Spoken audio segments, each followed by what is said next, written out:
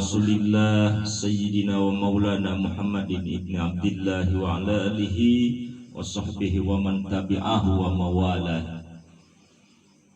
Alhamdulillah wa syukru ala nikmatillah. Berlanjut kita yaitu untuk menjelaskan tentang tauhid. Kemarin saya menceritakan definisi tentang makrifat. Ingat-ingat, makrifat itu adalah pengetahuan yang tidak ada keraguan di dalam hati sedikit pun atas dalil-dalil pembuktian-pembuktian yang terjadi.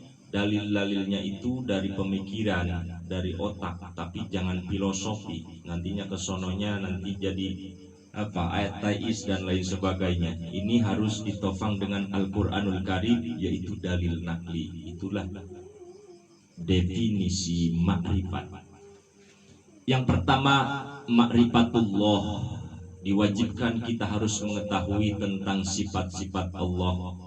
Ketika di sini Bismillahirrahmanirrahim, qala al-mu'allif rahimahullahu taala nafa'anallahu bihi wa bi ulumihi. Bismillahirrahmanirrahim. Wa yajibu ala kulli mukallafin ay ya'rifa ma yajibu bi haqqihi ta'ala wa ma yastahilu wa ma yajuju. Wa yajibu, dan diwajibkan, wajib ala kulli mukallafin, kepada orang-orang yang sudah mempunyai akal, yang balik, yaitu min dukurin wa unsa. Sifatannya ini orang-orang mukallaf ini adalah manusia dari golongan laki-laki dan perempuan, walau minal awam wal abid wal khodam wujuban ainiyah, sekalipun dia itu dari golongan orang yang biasa, orang yang bodoh, tidak cerdas otaknya itu sudah tumpul, tapi tetap ini harus wajib mengetahui tentang, harus wajib. Wal abid, orang seamba sahaya pun wajib. Ketika semua manusia yang mempunyai akal sehat sudah mukallaf. Khodam juga wajibnya, wajib apa? Wujuban ainian, yaitu wajib ain, fardu ain atau wajib ain. Ketika definisi wajib ain adalah berarti kepada semua perorangan, masing-masing orang harus ma'rifat, harus tahu tentang apa? Ayya'rifa, yaitu kewajibannya supaya ma'rifat, supaya mengetahui ma, yaitu yajibu bihaqqi ta'ala, sifat-sifat yang wajib di hakikatnya Allah subhanahu wa ta'ala, di haknya Allah subhanahu wa ta'ala. Wa ma yastahilu, yaitu dan sifat-sifat yang mustahil di Allah subhanahu wa ta'ala. Mustahil itu apa? Mustahil itu pemikiran, jadi tidak ada kesesuaian dengan sifat Allah, itu adalah mustahil, tahayyul. Wa ma yajuzu, dan sifat yang wenang di Allah subhanahu wa ta'ala.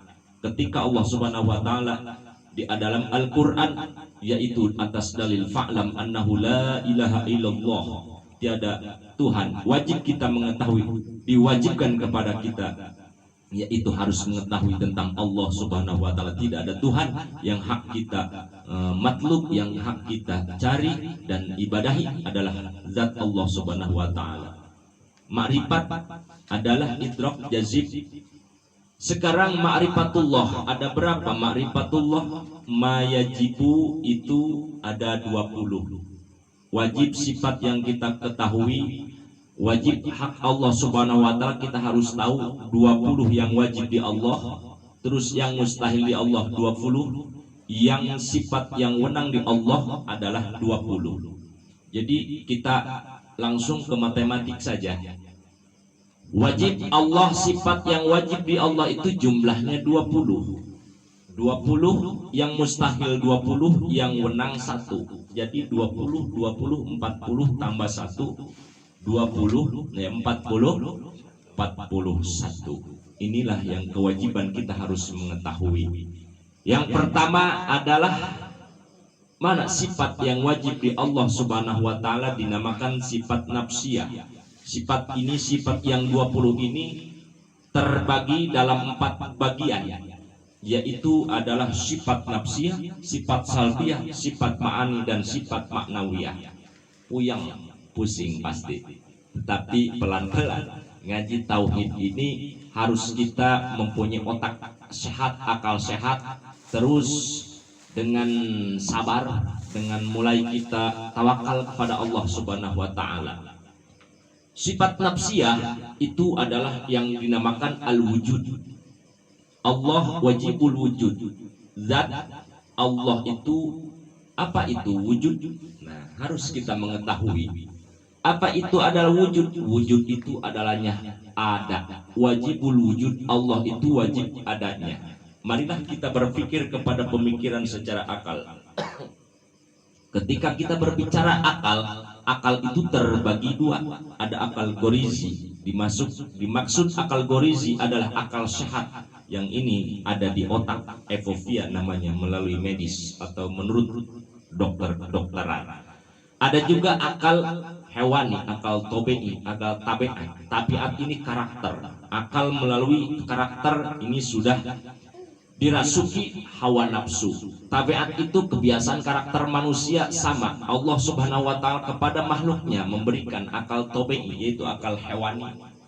Akal tabiat semua Allah berikan kepada manusia dan hewan dan lain sebagainya.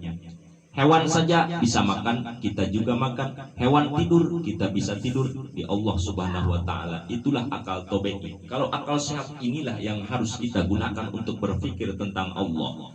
Yang pertama adalah sifat nafsiyah, disebutnya al-wujud. Allah itu wajibul wujud, wajib adanya. Jadi wajib kita beriktikad, mulai kembali kepada akidah, keyakinan. Wajib kepada kita sebagai orang yang mukallaf harus yakin seyakin-yakinnya, ikatkan di dalam hati bahwa Allah itu wajib adanya. Allah adanya itu tidak ada yang mengadakan adanya Allah. Halakyaknya seperti kita manusia, makhluk namanya. Makhluk itu diciptakan oleh Allah Subhanahu wa taala. Ada yang menciptakan, tetapi tentang Allah itu tidak ada yang menciptakan. Adanya Allah dalam adanya. Jadi namanya wujud hakiki. Kalau kita dinamakan wujud idhofi. Wujud idhofi itu ada sababiyah. Ketika asbabnya adanya kita, adanya ibu dan bapak kita. Kita terlahir dari ibu dan bapak. Ibu bapak kita terlahir dari kakek kita dan nenek kita dan terus menerus ke sana. Itu namanya wujud idhofi. Wujud yang disenderkan, yang diidhofat-kan. Tetapi Allah Subhanahu wa taala hakikatnya bagaimana adanya Allah? Allah itu tidak daur, tidak berputar. Allah misalnya Allah satu, Allah dua, tidak ada. Allah itu al-wujud, Allah itu ahad, Allah itu satu, tidak ada yang mengadakan adanya Allah Subhanahu wa taala. Wajib kita imani, wajib kita yakini. Itu adalah idrakun jazimun. Apa dalilnya? Apa landasannya? Apa sih definisi adanya Allah? Ketika kita mempunyai akal sehat, marilah kita bergerak saja misalnya, atau berkedip saja misalnya. Ini kedip, ini adalah siapa yang menggerakkan kedipan kita, siapa yang menggerakkan tangan kita. Ini ada, berarti ada yang mengendalikan. Ketika kita berjalan, ketika kita melihat kemana ke sini, itu pasti ada yang inilah yang mengendalikan Allah Subhanahu wa taala. Itulah hakikatnya Allah Subhanahu wa taala yang mengkudrot irodakan kita, yang mengatur kita, yang memberikan gerak kita, yang memberikan makan kepada kita, rizki dan lain sebagainya. Maka kesimpulannya para muhibbin wal muhibbat, yuk kita berakidah, kita harus ma'rifat kepada Allah Subhanahu wa taala. Biar apa tujuannya? Illa liya'budun, kita ibadah kepada Allah Subhanahu wa taala. Atas dasar itulah beribadah kepada Allah harus dengan yakin, harus dengan keyakinan yang sempurna. Sebab la yasihul ma'rifatu illa la yasihul ibadatu illa bi ma'rifatil ma'bud. Tidak akan sah termasuk ibadahnya kecuali dia harus makrifat kepada yang mengibadahi, yang diibadahinya, yang menciptakan. Jadi ketika kita tahu kepada Allah, maka akan terarah hidup kita, akan merasa bahagia dan tenang dan lain sebagainya. Nanti di ujung ada insan kamil, ada makrifat insan kamil. Ketika pengetahuan yang sudah mumpuni, pengetahuan yang sudah di dalam keyakinan iman itu ada, maka akan jadi manusia yang sempurna di mata Allah Subhanahu wa taala, di mata Rasulullah sallallahu alaihi wasallam. Jadi kesimpulannya para muhibbin wal muhibbat, kita itu sifat nafsiyah, sifat khususiyat Allah Subhanahu wa taala, nafsiyahnya Allah sendiri. Allah itu la sanialah laisa kamitslihi syai'un. Allah Subhanahu wa taala tidak ada perumpamaan untuk Allah Subhanahu wa taala. Sesi lain insyaallah saya akan membahas yaitu sifat salbiyah. Wujud itu ada zat, zat itu adalah hal, ada zat, ada sifat. Sifat itu adalah Imam Asy'ari mengatakan Allah itu sifat. Jadi kita wajib mengetahui sifat-sifatnya Allah. Sifat Allah itu al-wujud, sifat Allah itu al-qidam, sifat Allah itu al-baqa dan lain sebagainya. Kita nanti uraikan satu persatu apa itu wujud, apa itu qidam, apa itu baqa.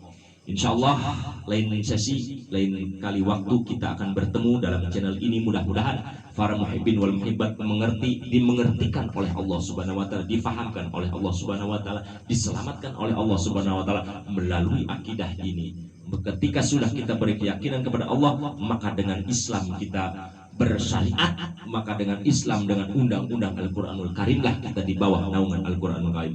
Hadanallahu wa iyyakum ajma'in. Assalamualaikum warahmatullahi wabarakatuh.